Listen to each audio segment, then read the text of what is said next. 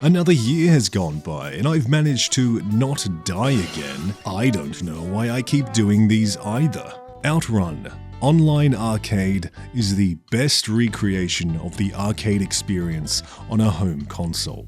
This high-definition upgrade of Outrun 2006 Coast to Coast, which itself was an updated version of Outrun 2 for the original Xbox, which itself was a console port of Outrun 2, the greatest arcade game of all time. Previously available for the PlayStation Network and Xbox Live Arcade, before its unapologetic deletion from the digital storefronts occurring in a mere 18 months. I guess somewhere, someone wearing a suit figured that was the perfect amount of time for the licensing agreement between console port developers Sumo Digital and car manufacturer Ferrari to last. Outrun is gawking into a life that is superior to your own. Roaring down seaside highways in a red sports car under blue skies, reaching incomprehensible speeds with your blonde girlfriend who's woo-hooing all your sick drifts. In comparison, I'm currently experiencing a sweltering Melbourne summer. I spend up to 10 hours a week crawling in metropolitan traffic.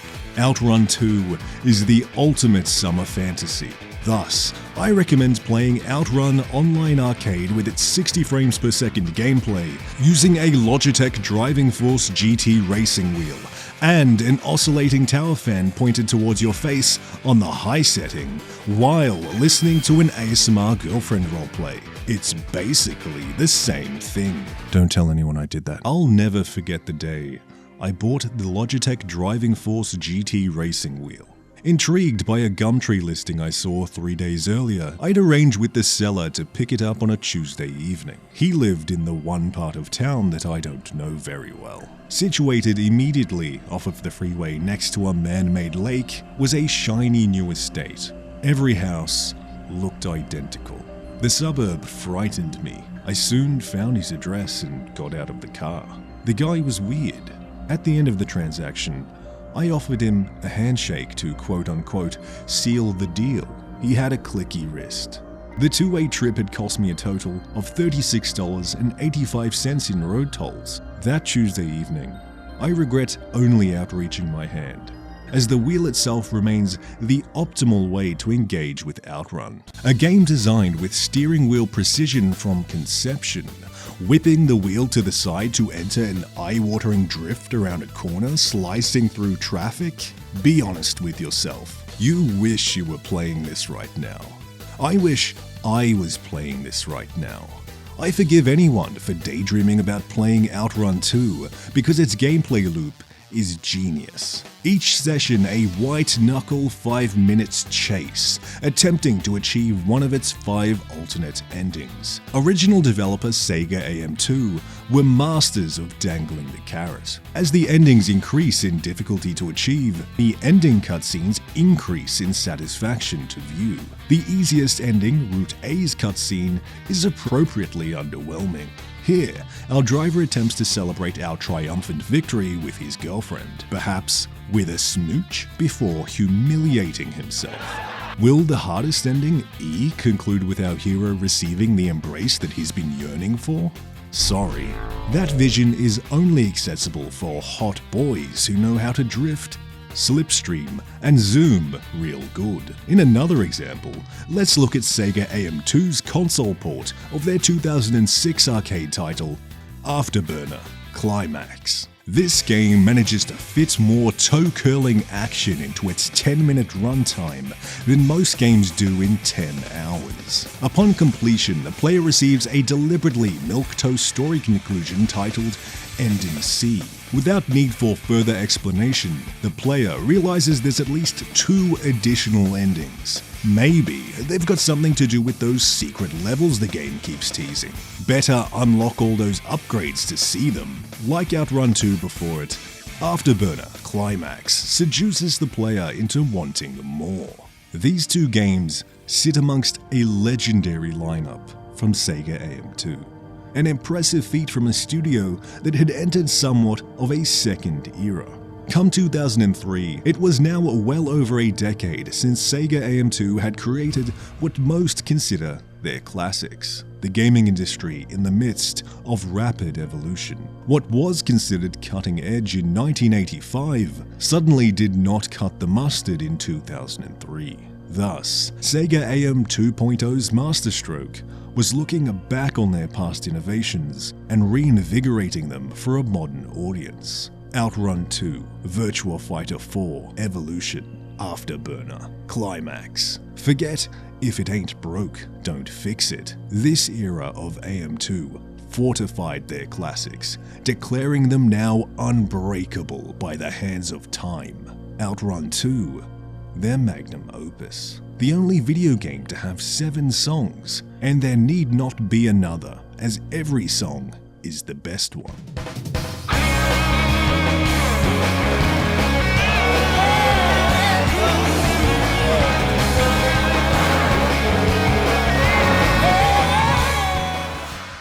Every summer, I like to head down to the beach. I find joy in perusing these seaside towns' dusty old thrift stores. I'm usually lucky to even find a single video game. However, last summer, I stumbled upon my greatest find. A Dance Dance Revolution regular dance pad bundled with Dancing Stage Mega Mix for the Sony PlayStation 2. Did you know the series is called Dancing Stage here in PAL regions? That name sucks. Before I gave myself time to think about how many people's bare feet have trod upon this plastic, I had already bought it. I then bought myself a PS2 to USB adapter to use this dance mat with Step Mania on my PC.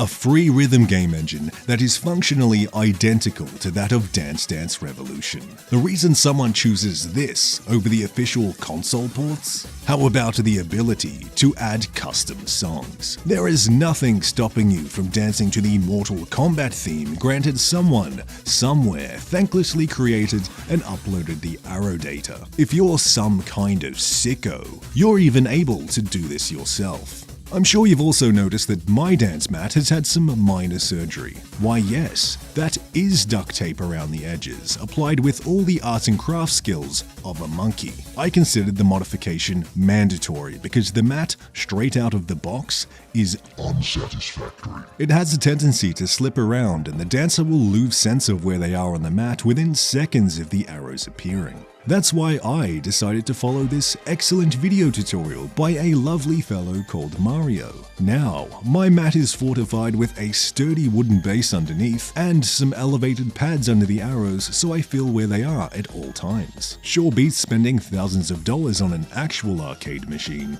I don't like DDR that much. Nor am I any good. I'm barely able to complete a song that's around the level 6 skill level. In fact, most of the footage you've been watching was actually recorded with mouse and keyboard. That was a weird experience. If you're watching this, Mr. Lawman, please put playing Dance Dance Revolution with a mouse and keyboard on the list of illegal things, right next to murder. Also, I wanted to highlight how wholesome this video tutorial is. It's just this guy who's building it with the help of his dad. They're in the garage on what feels like a random Sunday afternoon. Not for a second does this father, who I'm willing to assume is a handyman by trade, ever question anything required to help his son build a mat to dance on. You also see him gain in confidence being on camera throughout the video, to the point where he's eventually co-hosting the tutorial. If you're somehow watching this, Mario, hello, and thank you. I hope your dad is well. With my now fortified dance mat, Stepmania became my primary source of cardio in 2022. If you're as unfit as I am, a dozen or so songs will be enough to make you wring out your t-shirt. It adds a whole other layer to appreciating high-level gameplay. I mean, if you're good at Guitar Hero, I suppose I'll buy you McDonald's. But if you're good at Dance Dance Revolution, I will literally make you spaghetti bolognese. My favorite songs to try and master are hardcore, jungle, and techno house songs released between 1999 and 2004. If your track doesn't fit this strict criteria, I will skip past your song. Stay cool? Thanks, Dance Matt, but I make YouTube videos. In 2017, Japanese video game magazine Famitsu shared the results of their top 20 list of greatest adventure games of all time, as voted by its readers. Being an individual with no self-respect, I immediately scrolled down to number 1. According to weekly Famitsu readers, the greatest adventure game of all time is Steins Gate. At the time, I was unable to comment on the validity of this choice, as my copy of Steins Gate was still in the shrink wrap. However, as I went to close the tab, something else caught my eye. I did not recognize the game at number 2. How was this game greater than Snatcher, Police Noughts, the Danganronpa, or Ace Attorney games if I hadn't heard of it? That was a joke. A quick Google search revealed that this game was a 2008 live-action visual novel for the Nintendo Wii that had just received an official English translation port to the Sony PlayStation 4 and Microsoft Windows in 2018. The game, titled 428 Shibuya Scramble.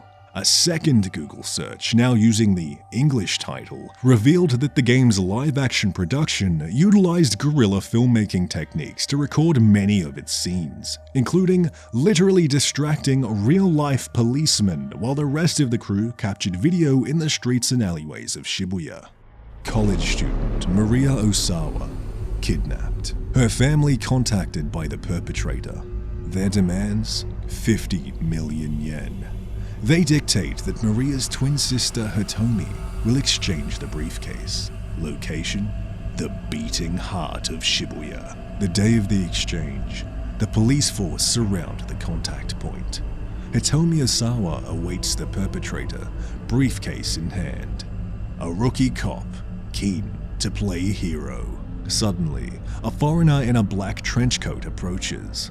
A former gang leader picking up trash nearby takes an interest in what's unfolding in front of him. At the exact same time, somewhere else in Shibuya, a lab director receives a series of anonymous emails.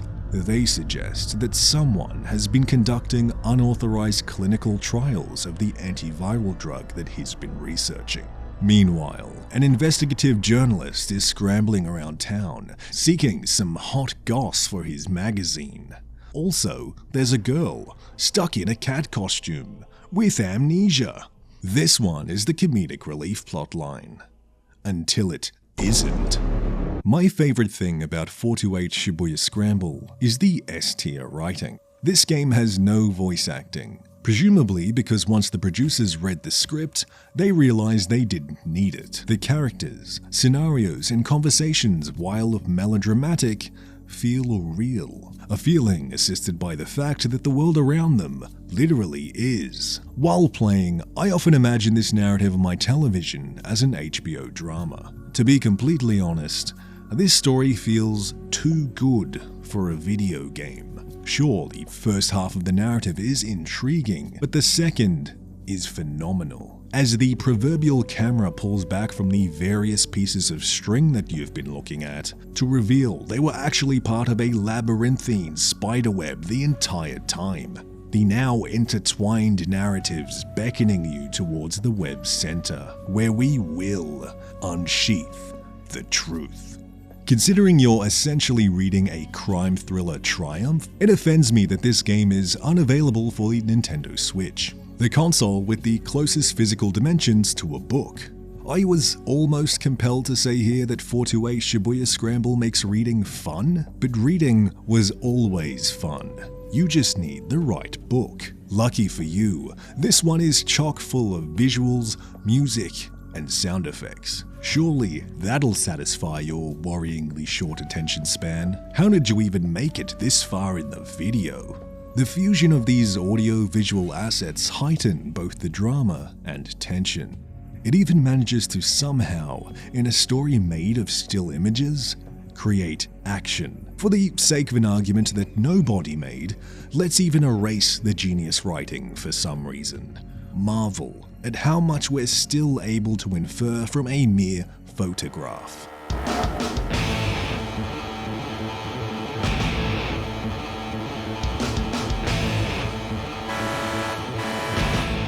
Without a word of dialogue, we recognize this man is either late or in a hurry, yet he's stuck in traffic. It's like I'm there and now I'm getting upset. While I'd definitely watch an adaptation of 428 Shibuya Scramble on my television, I still prefer the narrative in this medium, as the video game element of 428 Shibuya Scramble is what elevates it to masterpiece status.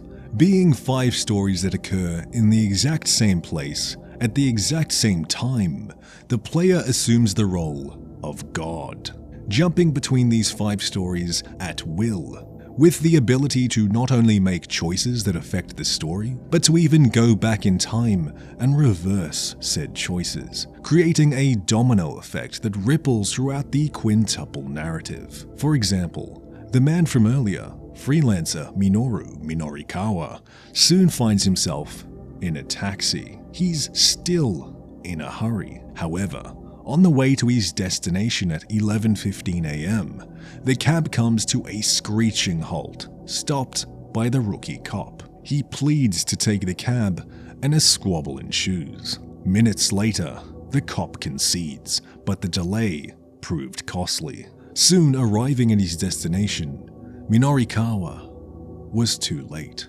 You just experienced what exists as number 13 of a possible 85 bad endings. To undo the damage, you must now play the rookie cop story from 11:10 a.m.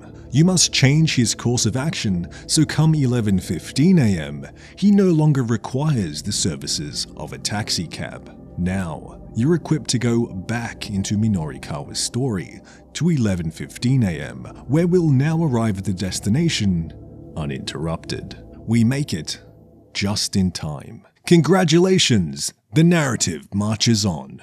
Now, continue to gorge yourself on that juicy, succulent text. Speaking of, 428 Shibuya Scramble will also occasionally provide you a glossary when it feels the need to provide further context, assisting the player with names, events, or concepts that have cultural relevance specific to Japan or Shibuya. Other times, they serve only to break the fourth wall or waste your time. I assume this brought much amusement to the developers, Chunsoft. I'm not sure why I needed further clarification for what a beatdown is. Another strength of 428 Shibuya Scramble is the almost tangible atmosphere it creates. If I ever wish to return to Japan, popping this game back into my PlayStation 5 provides me temporary solace. Seeing landmarks and locations that I visited on holiday floods me with nostalgia. Hearing the jingle that plays on the JR Yamanote line platform immediately took me back to the day I arrived in Tokyo on holiday, Wednesday the 6th of November, 2019. I don't know if you've heard, but the world has changed a lot since then, so it's a time I remember with reverence. Upon exiting the 10-hour flight, I immediately boarded an express train from Haneda Airport to Tokyo Station, now waiting on platform 4 to board the Yamanote line. My Airbnb situated right next to Komagome Station. The train pulled up immediately. As the doors opened, humanity spilled onto the platform as even more people got on. I too squished into the packed train and worried what the other passengers thought of me. If there's one thing I fear, it's the feeling of being in someone's way. To distract myself, I started watching the obnoxious advertisements on the screens above the exits. I didn't know the trains in Tokyo had those screens. The trains in Melbourne only have criminals. I saw the ad for the upcoming Animal Crossing New Horizons for the Nintendo Switch. For the rest of my 20-day holiday, I saw that same Animal Crossing New Horizons advertisement dozens of times. Now, in 2023, I must concede that Tom Nook is at least tangentially responsible for starting my infatuation with the Japanese metropolitan public transportation system. I am on a collision course with Densha de Go. That train driver controller is only a few questionable life decisions away. 428 Shibuya Scramble. Available for the Sony PlayStation 4 and Microsoft Windows. Ghost Trick Phantom Detective is a puzzle adventure game for the Nintendo DS. Released in Japan on the 19th of June 2010. Released in Australia on the 20th of January 2011, a mere 70 days before the launch of the Nintendo 3DS. Nobody bought this video game. The few that did galvanized to rank it at number 16 on that Famitsu list. If it were up to me, Ghost Trick Phantom Detective is number 1. I proclaim it to be a perfect video game. It succeeds in everything it attempts, and I honestly can't compare this experience to any video game I've played before. Our protagonist regains consciousness in a junkyard with no idea of who they are or how they got here. All they can assume is that they're now a spirit and that the dead body they're looking at probably belongs to them. Meanwhile, right above his corpse, a woman's life in jeopardy. Why have you regained consciousness as a spirit? Can you do enough in your ghost form to save her? Should you even save her? I mean, they're both standing over your dead body. And are the three of you wrapped up in a conspiracy bigger than what's transpired tonight? All these questions and more answered in the conclusion of one of the best narratives in gaming. That's right, in 2022, I played 428 Shibuya Scramble and Ghost Trick Phantom Detective. I was eating well last year. Ghost Trick Phantom Detective also contains some of the best game design. This game's masterstroke is in the elementary level of interaction between player and video game. In Ghost Trick, you can only perform 2 actions, Ghost and Trick. Ghost lets the protagonist enter the ghost world. You now see objects within the environment ripe for possessing. Trick then allows you to manipulate them. But here's the catch. You cannot manipulate the living and are only able to possess an item within your immediate vicinity. This restriction makes for some ingenious level design. Not since Bennett Foddy's 2017 game Getting Over It with Bennett Foddy or Quap before it is the simple act of moving your player character a puzzle in itself. For the entire duration of Ghost Trick Phantom Detective, you remain imprisoned in spirit form, intertwining both narrative and gameplay as the protagonist is stuck on the plane between life and death, and so is the player, who's only able to move toward an object a meter away. If you're repelled by the idea of playing a video game where you're on a leash, buddy, so are dogs, and look at how much fun they're having. Ghost Trick Phantom Detective was directed by Shu Takumi, the mastermind behind the Ace Attorney trilogy, while he also provided scenario writing for the series, penning some excellent murder mysteries. Ghost Trick remains the only game in his list of works on Wikipedia where he's credited for game design. And if this is what he had up his sleeve this whole time, it makes me wish he revisited the Ace Attorney series with heavier emphasis on gameplay. I mean, let's be honest here, the investigation portions of the Ace Attorney trilogy suck. Getting lost in a labyrinth of menus, mashing the inspect button on the game's backgrounds like a child trying to cheat at Where's Wally. It's manic pixel hunting for the evidence required to continue steamrolling to the good part, only for it to get in the way again in the courtroom. When rifling through your evidence, the eureka moment as you realize exactly how the murder transpired is fantastic, but there's no button to let the game know you figured it out. You're forced to sit through the dialogue, presenting evidence in the exact order the game demands, left waiting for the characters and narrative to catch up to your logic. Thus, Ghost Trick Phantom Detective feels like the maturation of Shu Takumi's signature gameplay loop. Narrative, puzzle, repeat. Each chapter of Ghost Trick increases the puzzle difficulty in camouflage, then drip feeds the player enough story to keep them hooked without revealing enough to spoil its destination. The moment you think you have an idea, It piles on like another 5 mysteries. In Ghost Trick, you're not just in the dark, you're in solitary confinement. Not since Goosebumps novels have I encountered a story where every chapter ends with a stakes-raising 10 out of 10 cliffhanger. But does it all pay off?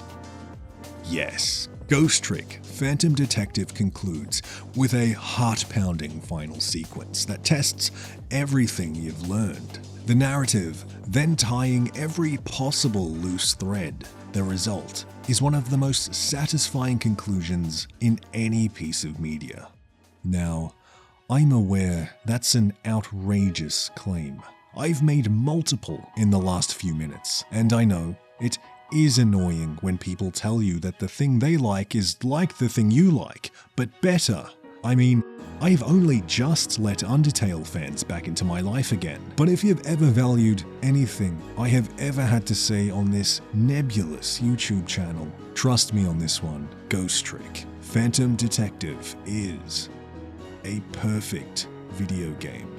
This video game makes me want to read more books, to write my own novels, to make my own video game, and I'll never make anything half as genius or genuine as Ghost Trick, but fuck me, it makes me want to try.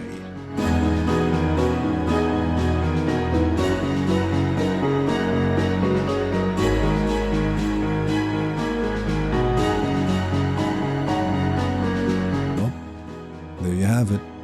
I completed 31 games over the course of 2022. I would know because I record it in a little document. Come the 31st of December, I even rank each game I've completed against one another to devise a top 10 list for some reason.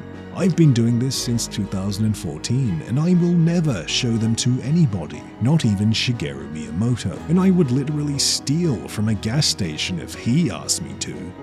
Anyway, if you'd like more updates, you can follow me on Twitter @sometimespauly. And as always, thank you video games, and thank you for watching.